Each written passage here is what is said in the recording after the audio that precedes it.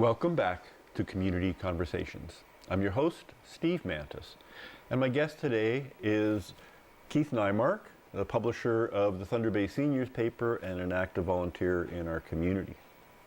So Keith, let's move on to some of your other volunteer activities. I know some of the work I've been doing in kind of the neighborhood development, we've kind of crossed paths around walkability and active transportation. Tell me a little bit about that. Well, Kathy and I, my wife and I sit on the Thunder Bay District Health Unit's Walkability Committee. It's a great committee. A lot of city staff, a lot of health unit staff, and it's inspirational for an old guy. You know, the thing that I love about it is we got a couple of engineers, and we've got the young John from transit and Adam for the bicycle lanes, the active living, and it gives me so much hope for the city. These guys are committed, they're young, they got wonderful energy, and they're going to make this city a better place to live. You know, I have total confidence. People complain, eh?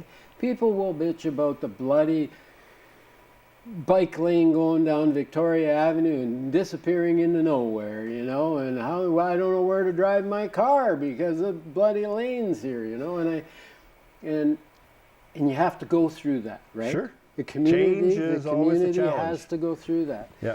But if you travel and you go to any Scandinavian country and you watch people on the bikes and you look at them and they're skinny, they're healthy because they're walking and they're biking.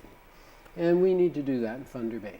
Mm-hmm. We need to do that. We have so much potential to, the shopping centers in the middle of the two communities, the north and south part of the community. So being able to bike there would be wonderful. We have, the Parks Department have done a great job with the park trails, mm-hmm. the bike trails in the parks.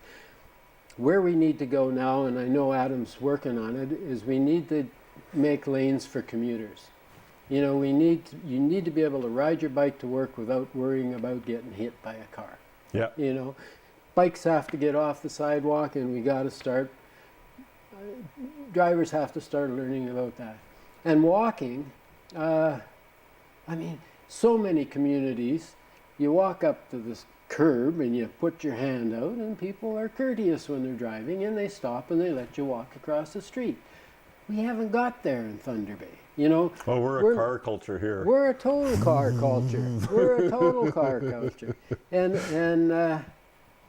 we're hoping to change that. We'd really like to see that change. So that's one of the volunteer things. We have a little committee where we'll go out and talk to different groups about making the city more walkable. But mostly I listen and admire and have my 2 bits every once in a while around the table, and I enjoy that. I think it's great. So there's another aspect of the walkability of our city, I think, which is kind of neighborhood building. And I know you're involved with the Jane's Walk, yeah. And walking has been used as a way to create healthier and safer streets and neighborhoods. Well, there's a real eyes on the street component. It's interesting because Kathy and I lead a walk around our neighborhood each year for the Crime Prevention Committee, and they're called Jane's Walks. So we get 50, 60, 70 neighbors that all meet at the fountain in Waverly Park, and we spend an hour and a half or 2 hours chatting and walking through the neighborhood, and somebody will say, that's the house that I lived in here when I came to Thunder Bay, and so people will talk and meet it. And the whole concept of neighborhood is so important.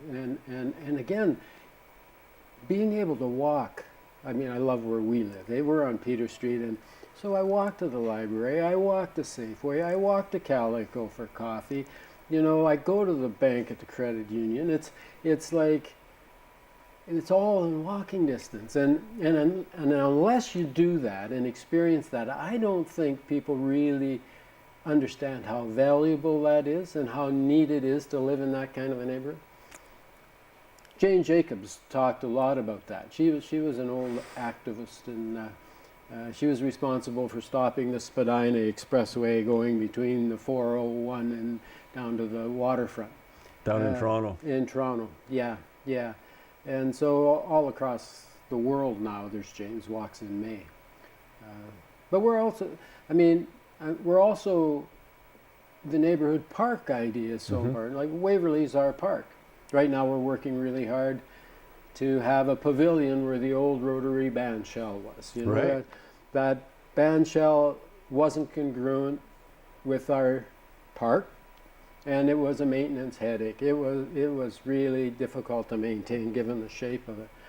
So the Coalition for Waverly Park, I belong to that because it's my neighborhood park, and we've been asking the city to build a pavilion there. In fact, we're going November the 2nd, we're going to be talking to City Council and asking them to move on. We've got drawings, so we've got a design that we like, and Parks has helped us develop that. We need to go to working drawings and we need to get it built. So we're hoping that City Council, Waverly Park is the second oldest municipal park in Ontario. No kidding. It is the hub of Thunder Bay North. You know, it's the center of our historical district. Yeah. If you go any place in the world, you end up going to the historical center of the town, right? So that's what people are going to do. They're going to walk from the marina, enjoy the marina. They're going to come up through the active center, entertainment center of the city to Waverly Park. They're going to walk up all the way up and along Hillcrest Park, look over at the Sleeping Giant, look at the old homes on the other side of High Street. Then they're going to walk down the active living route. You know, the Adam and the active living community want to link Upper Bay and Lower Bay so that you can then walk down through the Bay and Algoma area and back down to the marina. Right. It's a natural place for tourists to walk, you know, and come. And so, you know, having a pavilion in Waverly Park would be a real asset to that. Weddings, we want to get music back in the park. It's moved down to the marina. We want a smaller, you know, one group, an hour and a half, acoustic, you know, quieter, more neighborly kind of thing. And I think that would be a real draw from the marina. You know, people staying in the hotels down at the marina would say, wow, you know, there's music up in Waverly Park. Why don't we walk up there and listen to it? For free. Yeah, and it's free. Yeah, it's free. So, yeah. I'm pretty excited about that because I think that has huge potential. Well, we're pretty much out of time, Keith. I want to thank you for coming on the show, but even more, I want to thank you for being an active participant in your neighborhood and in the community and the city of Thunder Bay. It's people like you that make this the good place it is. I want to encourage folks to tune in next week. We're going to have the mayor, I believe, on as our guest. If you have any questions or comments for the mayor, go to my Facebook site, Community Conversations, with your questions or comments. In the meantime, stay safe, and we'll see you next week.